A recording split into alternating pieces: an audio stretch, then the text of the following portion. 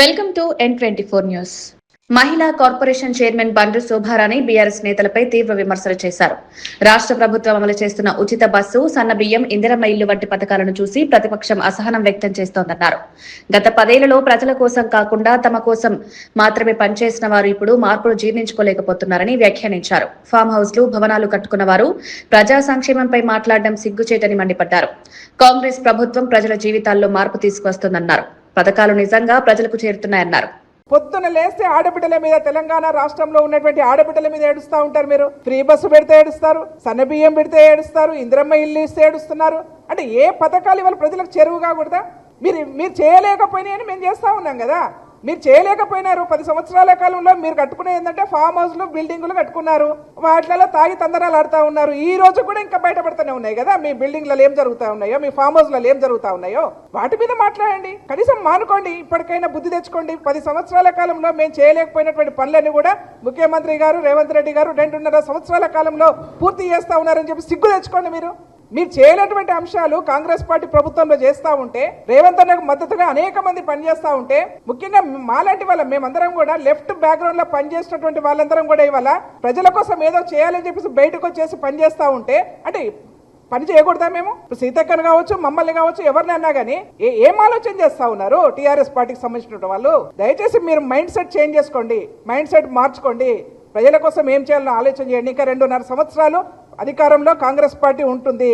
మళ్ళీ 5 సంవత్సరాల తర్వాత కూడా, 2.5 సంవత్సరాల తర్వాత కూడా ఎంపీ చామల కిరణ్ కుమార్ రెడ్డి డీలిమిటేషన్ అంశంపై కీలక వ్యాఖ్యలు చేశారు. లోక్సభలో మహిళా రిజర్వేషన్ సీట్ల పెంపుదలపై చర్చలు జరిగే అవకాశం ఉందన్నారు. అన్ని పార్టీల అభిప్రాయాలు తీసుకుని నిర్ణయం తీసుకోవాలని సూచించారు. కాంగ్రెస్ సహా అన్ని పార్టీలు మహిళా రిజర్వేషన్ కు మద్దతిస్తున్నాయని పేర్కొన్నారు. కానీ జనాభా ప్రాతిపదికన డీలిమిటేషన్ చేస్తే దక్షిణాది రాష్ట్రాలకు నష్టం జరుగుతుందని హెచ్చరించారు. చిన్న రాష్ట్రాలు కూడా తీవ్రంగా ప్రభావితమవుతాయన్నారు. రాజకీయ ప్రయోజనాల కోసం నిర్ణయాలు తీసుకోకూడదని సూచించారు. సమాన న్యాయం జరిగేలా చర్యలు తీసుకోవాలని కేంద్రాన్ని కోరారు.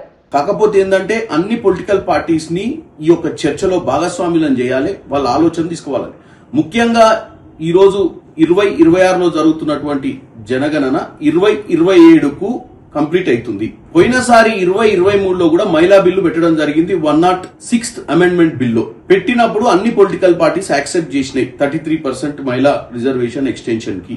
ఇప్పుడు కావాలంటే ఇప్పుడు అదే బిల్ ని, ఎందుకంటే 2023లో పాస్ అయిన బిల్లులో ఇదే బీజేపీ ఎన్డీఏ ప్రభుత్వం అప్పుడు 26 సెన్సెస్ తర్వాత ఈ 33% రిజర్వేషన్ తీసుకుంటామని అందులో పొందుపరిచిర్రు. ఇప్పుడు కావాలంటే మీరు 33% 543 మెంబర్స్ లోనే 33% ని మీరు ఇంక్లూడ్ చేసే విధంగా ముందుకు పోతే మాకు అభ్యంతరం లేదు. కానీ కేవలం సీట్లు పెంచాలి అని 50% ఏదైతే ప్రోరేటా ప్రకారం పంచాలన్న ఆలోచనతో మీరు ముందుకు పోతుర్రో దానివల్ల దక్షిణ భారత రాష్ట్రాలలో అన్యాయం జరుగుతుంది.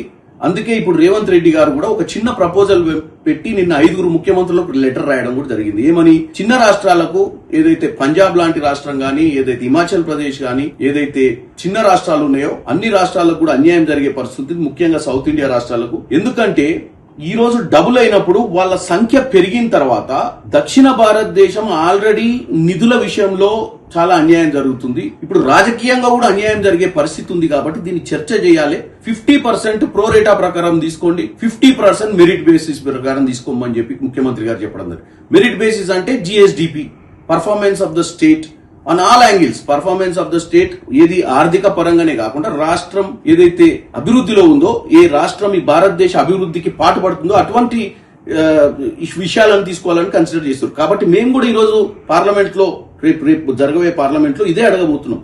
ఎందుకంటే ఒకటి, అన్ని పొలిటికల్ పార్టీస్ తోటి సంప్రదింపులు జరగకుండా ఒక్క 10 రోజులు అయితే నష్టమే ఉంది. మీరు తీసుకునేదే 2011 సెన్సెస్. నిజంగానే 26, 27 నిజామాబాద్ వ్యవసాయ మార్కెట్ వద్ద పసుపు రైతులు భారీగా ఆందోళనకు దిగారు. తమ పంటకు సరైన మద్దతు ధర ఇవ్వడం లేదని ఆరోపించారు. మార్కెట్ యార్డ్ కార్యాలయాన్ని ముట్టడించి నిరసన వ్యక్తం చేశారు. పసుపు ధరలు పడిపోవడంతో తీవ్ర నష్టాలు ఎదుర్కొంటున్నామని రైతులు ఆవేదన వ్యక్తం చేశారు. ప్రభుత్వం తక్షణమే జోక్యం చేసుకుని సరైన ధర ప్రకటించాలని డిమాండ్ చేశారు. అధికారులు స్పందించకపోతే ఆందోళనను మరింత ఉధృతం చేస్తామని హెచ్చరించారు. రైతుల సమస్యలు పరిష్కరించాల్సిన అవసరం ఉందని స్థానిక నేతలు తెలిపారు. రక్తం తాగుతున్నారు రైతులు.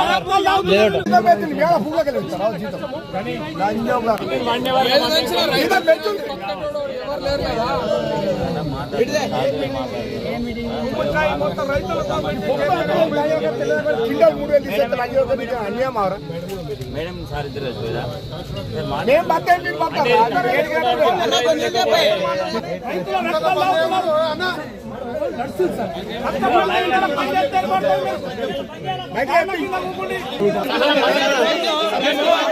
నిలదీస్తే మీకు లొల్లి కనిపిస్తుందా?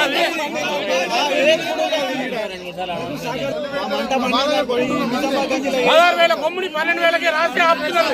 కన్నులు కొట్టుకుంటా నువ్వు 4 కుప్పలు రాయి, నేను 4 కుప్పలు రాసుకున్నా కదా, రైతులు వాళ్ళే ఇస్తారని.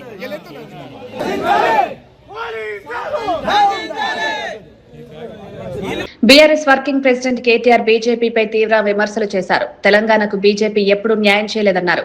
నియోజకవర్గాల పెంపుపై కిషన్ రెడ్డి వ్యాఖ్యలను ఖండించారు. బిల్లులో ఆ అంశం లేదని స్పష్టం చేశారు. మహిళా రిజర్వేషన్ కు తమ పార్టీ మద్దతునిస్తుందన్నారు. గతంలో తమ ప్రభుత్వం తీర్మానం చేసి కేంద్రానికి పంపిందని గుర్తు చేశారు. డీలిమిటేషన్ విషయంలో దక్షిణాది రాష్ట్రాలకు అన్యాయం జరుగుతుందని హెచ్చరించారు. ప్రజలను తప్పుదోవ పట్టించే ప్రయత్నాలు జరుగుతున్నాయని విమర్శించారు. డీలిమిటేషన్ పేరు మీద దక్షిణాది రాష్ట్రాలకు, తెలంగాణకు, ఆంధ్రకు, తమిళనాడుకు, కర్ణాటకకు, కేరళకు, పాండిచ్చేరికి అన్యాయం చేస్తామంటే మాత్రం ఎట్టి పరిస్థితుల్లో ఊరుకోము. ఎట్టి పరిస్థితుల్లో బీజేపీకి సమర్థన ఇచ్చే ప్రసక్తే లేదు. ఒక్క మాట మాత్రం పక్కా, ఇవాళ 24% వాటా దక్షిణాది రాష్ట్రాలకు పార్లమెంట్ లో ఉన్నది. దాన్ని యథాతథంగా మెయింటైన్ చేయాల్సిందే. లేకపోతే మాత్రం ఎట్టి పరిస్థితుల్లో తిరుగుబాటుకు, పెద్ద ఉద్యమానికి కూడా బీఆర్ఎస్ నాయకత్వం వహిస్తుంది. అవసరమైతే కేసీఆర్ గారే ముందుండి నడిపిస్తారనే మాట కూడా నేను భారతీయ జనతా పార్టీకి, కేంద్ర ప్రభుత్వాన్ని కూడా చెప్తాను. తమిళనాడు సీఎం స్టాలిన్ డీలిమిటేషన్ అంశంపై కేంద్రానికి సవాల్ విసిరారు. ఈ నిర్ణయానికి వ్యతిరేకంగా రాష్ట్రంలో నల్ల జెండాలు ఎగురవేయాలని పిలుపునిచ్చారు. మహిళా రిజర్వేషన్ బిల్లును స్వాగతిస్తున్నామన్నారు. కానీ డీలిమిటేషన్ ద్వారా దక్షిణాది రాష్ట్రాలకు నష్టం జరగకూడదని హెచ్చరించారు. సమాన న్యాయం జరగాలని కేంద్రాన్ని కోరారు. రాష్ట్రాల హక్కులను కాపాడేందుకు పోరాటం కొనసాగిస్తామన్నారు. ప్రజల్లో అవగాహన కల్పించేందుకు ఉద్యమం చేపడతామని తెలిపారు. வணக்கம். தமிழ்நாட்டின் வாசல் வர வந்துட்ட பேராபத்தை பற்றி நேற்று நான் வீடியோவில் சொல்லியிருந்தேன். டீலிமிட்டேஷனுங்கிற பேரில் தனது லிமிட்டை தாண்டி பாஜக அரசு தமிழ்நாடு உள்ளிட்ட தென் மாநிலங்களை வஞ்சிக்குது. வட மாநிலங்களுக்கு அரசியல் வலிமையை மேலும் வாரி வழங்குற மாதிரியோ, தென் மாநிலங்கள் அரசியல் வலிமையை இழப்பது மாதிரியோ நடந்தால் தமிழ்நாடு பார்த்துக்கிட்டு சும்மா இருக்காது. ஒவ்வொரு குடும்பமும் தெருவுக்கு வந்து போராடும்னு சொல்லியிருந்தேன். யார் நல்லது சொன்னாலும் கேட்காத ஒன்றிய பாஜக அரசு இதையும் கேட்கல. சட்ட திருத்தம் கொண்டு வந்து நாடாளுமன்றத்தில் தமிழ்நாட்டின் குரலை ஒடுக்க பார்க்குறாங்க. நாளைக்கு கொண்டு வரப்போகிற சட்ட திருத்தத்தால் வட மாநிலத்துக்கும் தென் மாநிலங்களுக்குமான உறுப்பினர்கள் எண்ணிக்கை வேறுபடும்.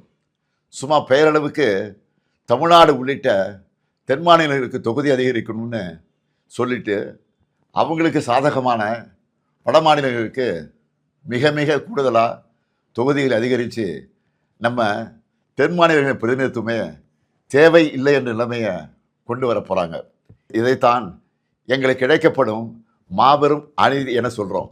மக்கள் தொகையை கட்டுப்படுத்துனதுக்காக தென் மாநிலங்களுக்கு தண்டனை இது. தேச நலனுக்காக, தேச வளர்ச்சிக்காக நாங்கள் துணை நின்னா எங்களுடைய அரசியல் உரிமையை பறிப்பீங்களா? இதை விட கொடுமை என்ன இருக்க முடியும்? பிரதமர் மோடி அவர்களே, தமிழர்களையும் தென் மாநில மக்களையும் இரண்டாந்தர குடிமக்களாக பார்க்குறீங்க. Delhi GHMC commissioner RV Karnan property tax వసూళ్లపై వివరాలు వెల్లడించారు. ఇర్లీ బర్డ్ స్కీమ్ కు మంచి స్పందన లభించిందన్నారు. ఇప్పటి వరకు 261 కోట్లు వసూలయ్యాయన్నారు. జీహెచ్ఎంసీ సైబరాబాద్, మల్కాజ్గిరి ప్రాంతాల నుంచి పెద్ద మొత్తంలో ఆదాయం వచ్చిందని వివరించారు. ఇంకా 15 రోజులు మాత్రమే గడువు ఉన్నందున పౌరులు ఈ అవకాశాన్ని వినియోగించుకోవాలని సూచించారు. 5% డిస్కౌంట్ పొందేందుకు సమయానికి ట్యాక్స్ చెల్లించాలని కోరారు. ఆలస్యమైతే జరిమానాలు విధించాల్సి వస్తుందని హెచ్చరించారు. 15 days టైం ఉంది. సో మీ ద్వారా రిక్వెస్ట్ చేస్తున్నాను, ప్రతి ఒక్కరిని ఇయర్లీ బర్డ్ స్కీమ్ ద్వారా తీసుకొని వారిని ప్రత్యేకంగా ఈ స్కీమ్ రిబేట్ని వాడుకోవాలని కోరుకుంటున్నాను. బికాస్ 5% రిబేట్ వస్తుంది. 5% rebate and they can pay through, no need to pay any cash. క్యాష్లెస్గా యూపీఐ ద్వారా పే చేయొచ్చు, మైక్యూర్ యాప్ ద్వారా పే చేయొచ్చు, సిటిజన్ సర్వీస్ సెంటర్ మీ సేవల వల్ల కూడా పే చేయొచ్చు. మై రిక్వెస్ట్ అందరినీ please pay through online app. BJP MP doctor Laxman CM Revanth Reddy వ్యాఖ్యలను తీవ్రంగా ఖండించారు. డీలిమిటేషన్ పై చేసిన వ్యాఖ్యలు అసంబద్ధంగా, రాజ్యాంగ విరుద్ధంగా ఉన్నాయన్నారు. కేంద్ర ప్రభుత్వ సంస్కరణలను అడ్డుకునే ప్రయత్నాలు జరుగుతున్నాయని ఆరోపించారు. మహిళా రిజర్వేషన్ బిల్లుతో డీలిమిటేషన్ అనుసంధానం చేయడాన్ని వ్యతిరేకించడం సరైంది కాదన్నారు. జీహెచ్ఎంసీ వార్డుల పెంపు నిర్ణయంపై కూడా ప్రశ్నలు లేవనెత్తారు. రాష్ట్ర ప్రభుత్వం ప్రజలను తప్పుదోవ పట్టిస్తోందని విమర్శించారు. కేంద్రం తీసుకుంటున్న నిర్ణయాలు దేశ ప్రయోజనాల కోసమని తెలిపారు. ఎస్సీ ఎస్టీ సీట్లు కూడా పెరిగే అవకాశం ఉంది అసెంబ్లీలలో, పార్లమెంట్లో. ఆ రకంగా పొద్దున్నేస్తే మీరు ఎస్సీ ఎస్టీ బీసీల పట్ల మొసలి కన్నీరు కార్చే మీరు వాళ్ళు ఎస్సీ ఎంపీలు అవుతున్నారు, ఎమ్మెల్యేలు అవుతారు, సంఖ్య పెరుగుతుందంటే లేదు 543కే పరిమితం చేసి మహిళా బిల్లు పెట్టమంటే మహిళలను అంతమంది ఎంపీలు ఎందుకు, అంతమంది ఎమ్మెల్యేలు ఎందుకు, ఎస్సీలు ఎందుకు అంతమంది ఎంపీలు, ఎస్టీలు ఎందుకు అంతమంది ఎంపీలు అనే విధంగా మీరు వ్యవహారం. పైపెచ్చి వాళ్ళ ఇంత మంచి నిర్ణయం తీసుకున్న ప్రభుత్వాన్ని స్వాగతించి పార్లమెంట్ సభ్యులు రేపు బిల్లును సమర్థించాల్సి పోయి ఈ రకంగా బోడిగుండుకు మోకాలకు లెంక పెడుతున్నారు. మంత్రి జూపల్లి కృష్ణారావు తెలంగాణ పర్యాటక రంగ అభివృద్ధికి ప్రణాళికలు రూపొందిస్తున్నారు. చార్మినార్, కుతుబ్ షాహీ సమాధులను సందర్శించి పనులను సమీక్షించారు. పర్యాటకులకు ప్రపంచ స్థాయి సౌకర్యాలు కల్పించేందుకు ప్రత్యేక బడ్జెట్ కేటాయిస్తామన్నారు. చారిత్రక వారసత్వాన్ని కాపాడుతూ అభివృద్ధి చేయడం లక్ష్యమన్నారు. పర్యాటక రంగం ద్వారా రాష్ట్రానికి ఆదాయం పెరుగుతుందన్నారు. అధికారులతో చర్చించి పనుల వేగం పెంచాలని సూచించారు. తెలంగాణను ప్రముఖ పర్యాటక కేంద్రంగా తీర్చిదిద్దాలని లక్ష్యంగా పెట్టుకున్నామని తెలిపారు.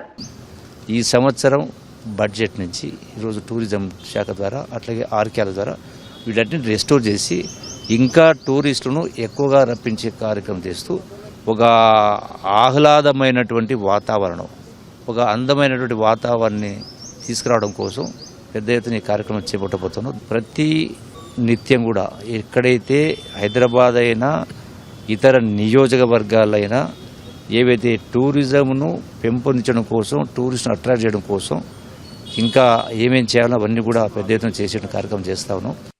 మేడ్చల్ పీర్జాదిగూడలో బీఆర్ఎస్ సమావేశం జరిగింది. ఈ సమావేశంలో మల్లారెడ్డి కాంగ్రెస్ ప్రభుత్వంపై తీవ్ర విమర్శలు చేశారు.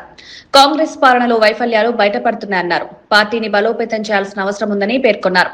స్థానిక స్థాయిలో మద్దతు పెంచేందుకు కార్యాచరణ రూపొందిస్తున్నామని తెలిపారు. ప్రజల్లో బీఆర్ఎస్ కు మద్దతు పెరుగుతోందని ధీమా వ్యక్తం చేశారు. కాంగ్రెస్ ప్రభుత్వం వాగ్దానాలు నిలబెట్టుకోలేదని ఆరోపించారు.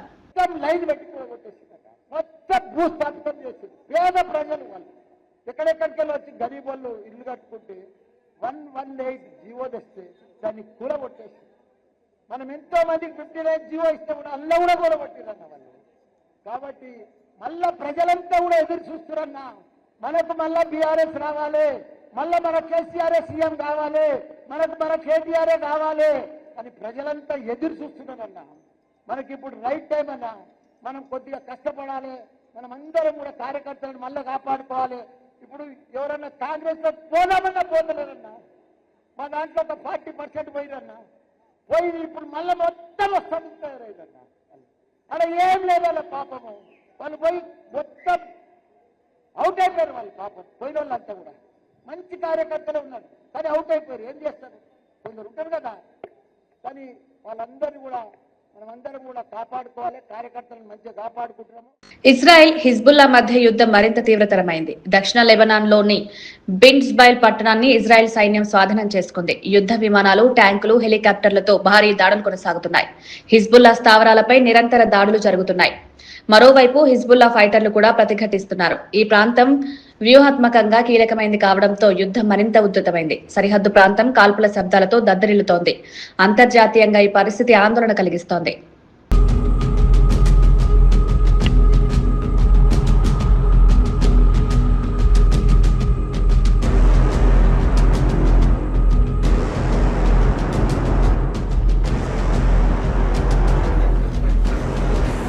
Thank you everyone for joining us. Of Israel and the Minister of Foreign Affairs of the Czech Republic on the establishment.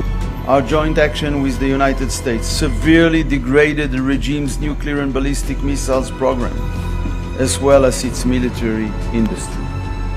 We will continue to stand guard. We will never allow Iran to obtain nuclear weapons. The international community must take a clear stance against Iran's nuclear ambitions and against its proxy terror armies. The enriched materials must be removed from Iran. There must be no enrichment on Iranian soil. We appreciate President Trump and his administration's commitment to preventing Iran from obtaining nuclear weapons. We support their attempts to achieve this goal, also by diplomatic means. The stubbornness of the radical Iranian regime remains unchanged. We hope it will be changed, but until now, it is unchanged. It has not abandoned its ambition of achieving nuclear weapons. It mistakenly believes that a nuclear weapon will guarantee its own survival. Iran can never obtain nuclear weapon. But always remember, the problem for Israel's security is the problem for Lebanon's sovereignty. It's Hezbollah. It's the same problem. And this problem needs to be addressed in order to move to a different phase we want to reach of peace and normalization with the state of Lebanon.